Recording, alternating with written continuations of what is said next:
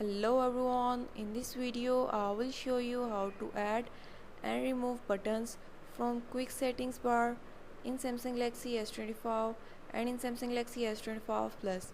Before starting this video, please subscribe for more videos and watch complete video.